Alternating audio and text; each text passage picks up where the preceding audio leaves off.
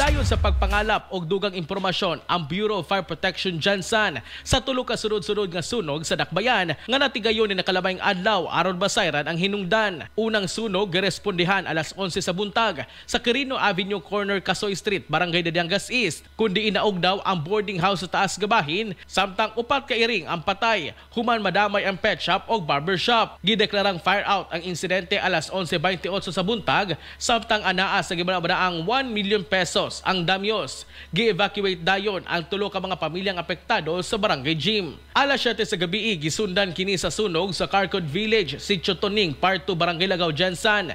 Matud pa wala kaayo na og daw ang panibalay sa magtutudlo tungod gama kini sa concrete. Samtang gideklarang fire out na nasampit nga lugar alas 7:57 sa gabi. Samtang laing pwesto nga girentahan ang nasunog alas 9:15 sa gabi nga nahimutang sa Banya Street, corner Marang Street, Barangay Dadiangas South. Alas 9:26 sa gabi na usab gideklarang fire out ang sunog.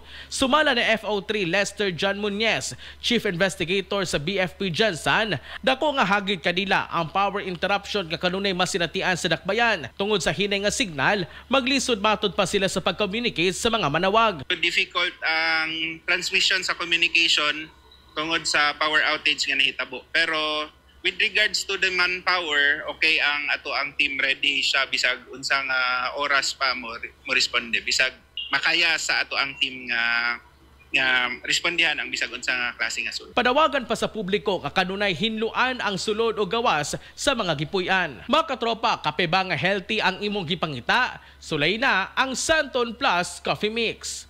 Alang sa nakiusang Pilipino para sa Pilipinas, kini si katropang Philip Olegario, ex-FM